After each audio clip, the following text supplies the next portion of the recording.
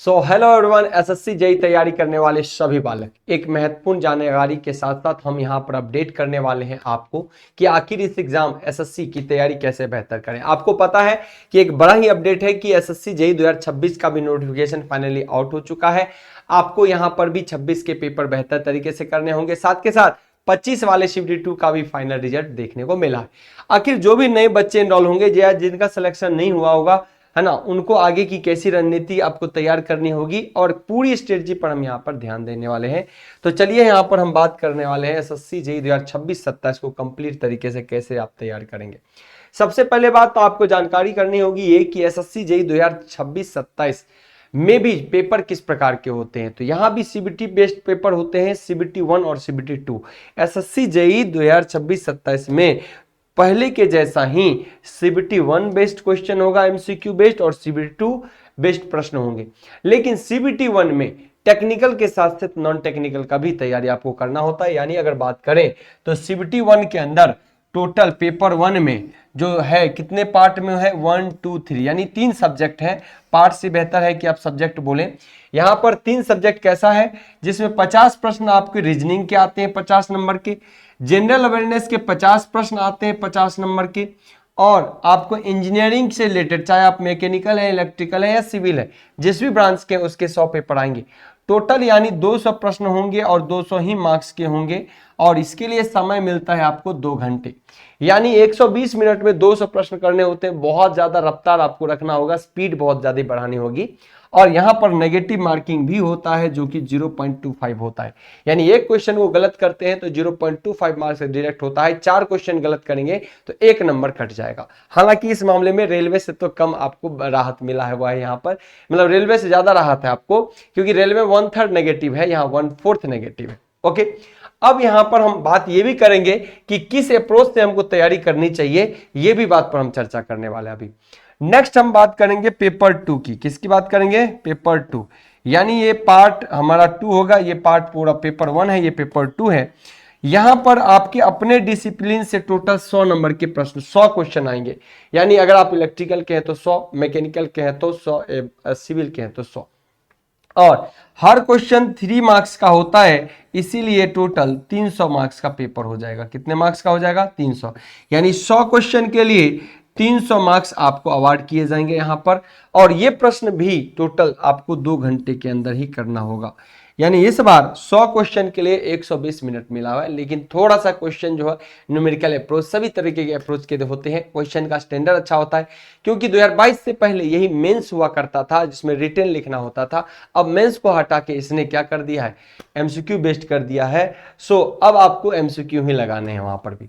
Okay, लेकिन यहां 1 number का नेगेटिव होगा। अगर एक क्वेश्चन गलत करते हैं तो 1 नंबर नेगेटिव, यानी एक सही करने पर 3 प्लस, लेकिन एक गलत करने पर 1 नंबर का नेगेटिव पेपर 2 के अंदर होता है। यानी यहां पर 1/3 का कमाल है। ओके, अब अपन यहां पे बात करते हैं कि सर इसकी तैयारी के लिए कैसा एक रोड मैप तैयार होना चाहिए, किस तरीके से करनी चाहिए। बालक एक बात हमेशा ध्यान रखना कि इस एग्जाम में सीबीटी 1 और सीबीटी 2 यानी दोनों के ही मार्क्स जुड़ते हैं। जैसे अभी लास्ट वीडियो में हमने आपको बताया था आरआरबी जेईई की रणनीति और उसकी एग्जाम सब्जेक्ट्स कैसा सिलेबस है, पैटर्न है। यहां पर जो है आपको ये ध्यान रखना है कि पेपर 1 और पेपर 2 जो है दोनों ही मेरिट बनाने के लिए जाने जाते हैं। इससे भी आपके बनेंगे मेरिट और इसमें से भी बनेगा मेरिट। इसका मतलब इसके मार्क्स भी जुड़ेंगे और इसके मार्क्स भी जुड़ेंगे, यानी इन दोनों के मार्क्स जुड़ते हैं। पेपर 1 और पेपर 2 के मार्क्स में के बाद जब आपका मेरिट बनेगा फिर फाइनल आपकी मेरिट होगी। इसका मतलब आरआरबी के अंदर आपने देखा कि पेपर 1 सिर्फ क्वालिफाइंग नेचर का था, पेपर 2 से आपका मेरिट बनता था। यहां पर पेपर 1 क्वालिफाई अगर कर गए, उसके बाद ये नंबर सीबीटी 2 के लिए भी जाएगा जो जुड़ेगा, फिर सीबीटी 2 में भी क्वालिफाई करेंगे तब दोनों नंबर जुड़ेंगे। दोनों नंबर जुड़ने के बाद आपका फाइनल मेरिट बनता, फिर डॉक्यूमेंट वेरिफिकेशन और आपका मेडिकल वगैरह होता है। अब यहां पर एक चीज और चर्चा करने की बात है कि सर आखिर इसकी तैयारी के लिए किस प्रकार की प्लानिंग की जाए। तो दोनों एग्जाम महत्वपूर्ण है, दोनों के मार्क्स जुड़ेंगे तो पेपर 1 को भी बहुत बेहतर करना होगा। अमूमन देखा जा रहा है कि कम से कम हर साल 200 के अंदर टोटल बच्चे जो क्वालिफाई कर रहे हैं, कभी 125 कटअप जा रहा है तो कभी 130 कटअप जा रहा है। एक बार तो ऐसा हो गया कि 150 के पास कटअप चला गया था, पर वो पेपर और बहुत सारे फैक्टर थे जिस कारण ऐसा हुआ। अभी कटअप जो है 125, 130, 122 इसी रेंज में कटअप चल रहा है। इलेक्ट्रिकल की अगर मैं बात करूं, ऐसा ही मैकेनिकल का भी रहता है और थोड़ा सा कम सिविल का रहता है। सिविल कभी 110, 115, 120 ऐसे ही चलते हैं सिविल वाले। तो आप सोचो 200 में आपको 125 जो है, ये तो मिनिमम बैरियर है जहां तक बच्चे क्वालिफाई करते हैं। यानी ऐसे पेपरों में आपका टारगेट ये होना चाहिए कि सर इस 200 में अगर हम 150 नंबर लेके आए तो बहुत महत्वपूर्ण हो जाएगा, आपकी सिलेक्शन की राह बहुत आसान हो जाएगी। यानी CBT 1 जैसे पेपरों में अगर 200 नंबर का पेपर है तो आप अगर 150 लाए, 75% मार्क्स लाइए ना, तो आपकी सियोरिटी एग्जाम में बढ़ना शुरू हो जाएगा। आप एकदम कंफर्म कर पाएंगे कि मेरा पेपर तो CBT 2 में भी अगर ठीक ठाक भी चला गया तो हमारा अच्छा स्कोर हो जाएगा। यही बच्चे 130 लाते हैं तो समझो 20 नंबर का लैगिंग वो शुरू से चल रहे होते हैं, तो CBT 2 में ज्यादा स्कोर उसको करना होता है।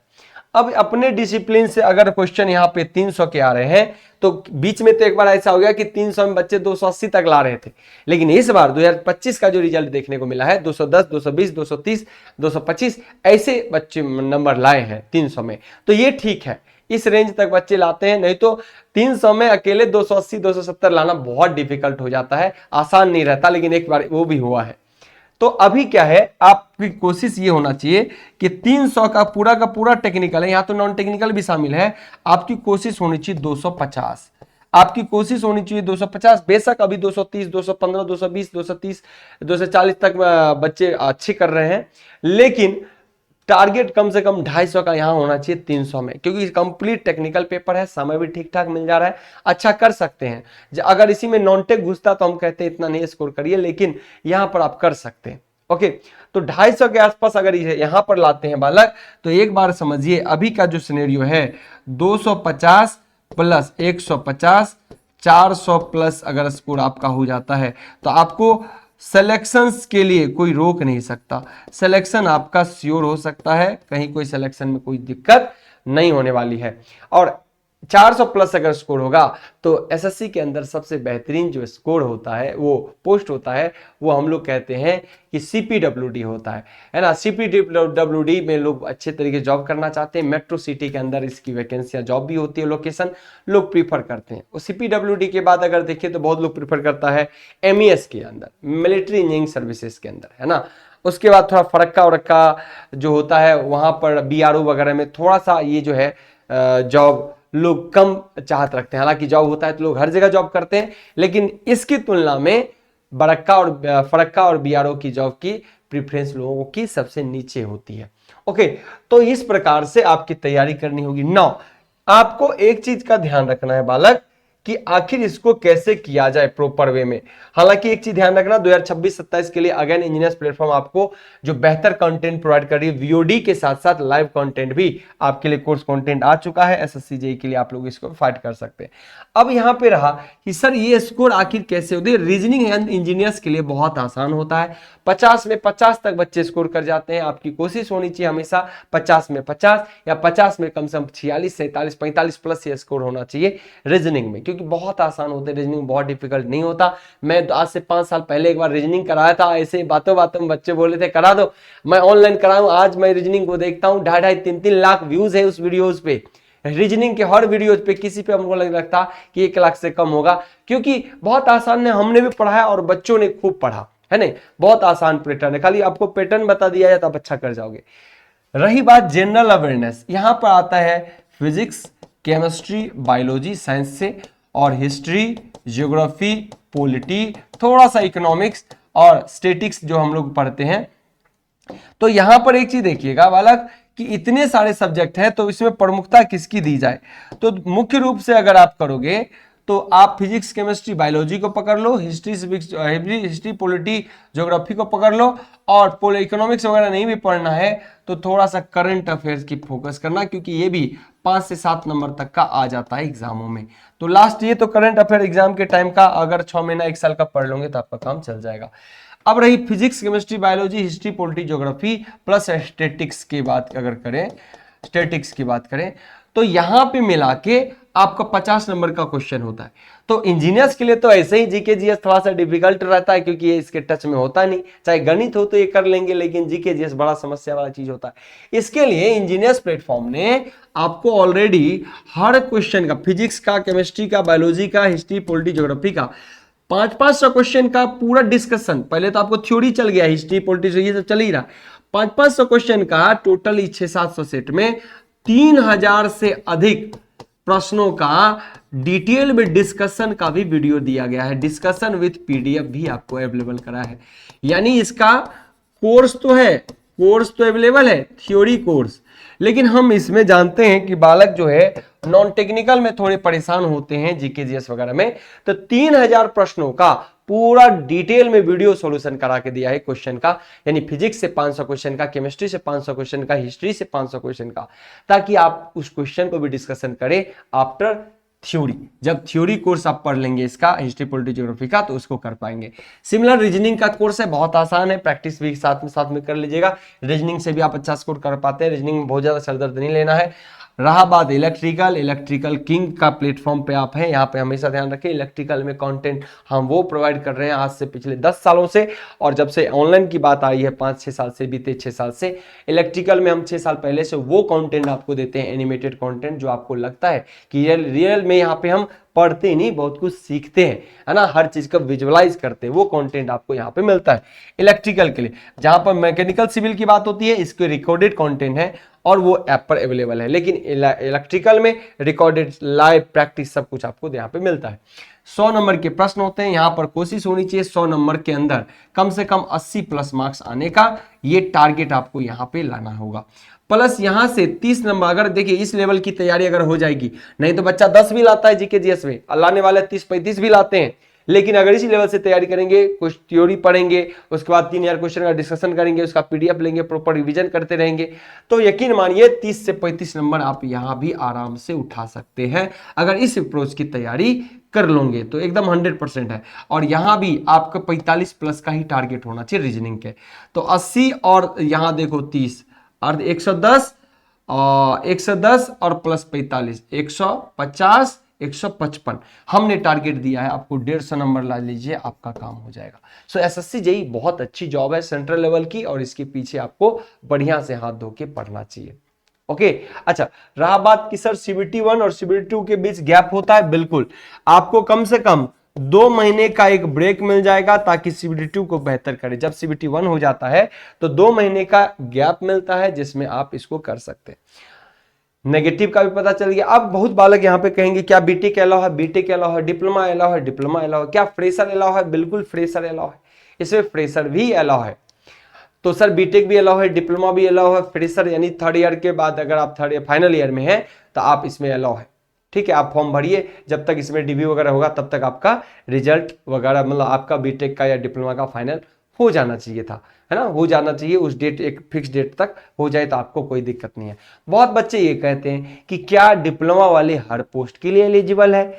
बिल्कुल। अब यहाँ पे ध्यान रखने की बात है, देखिए डिप्लोमा वाले बीटेक वाले के जैसे ही लगभग हर एक पोस्टों पर एलिजिबल है, लेकिन अगर एलिजिबल नहीं है डिप्लोमा वाले तो वो एक पोस्ट है जो है एमईएस, मिलिट्री इंजीनियरिंग सर्विसेज के अंदर अगर आप जाते हैं तो आपको वहां पर कम से कम जो है 1 साल का अनुभव, 1 से 2 साल का अनुभव, इस बात को ध्यान लेना, मेरे दिमाग से नहीं, मैं स्किप किया हुआ है।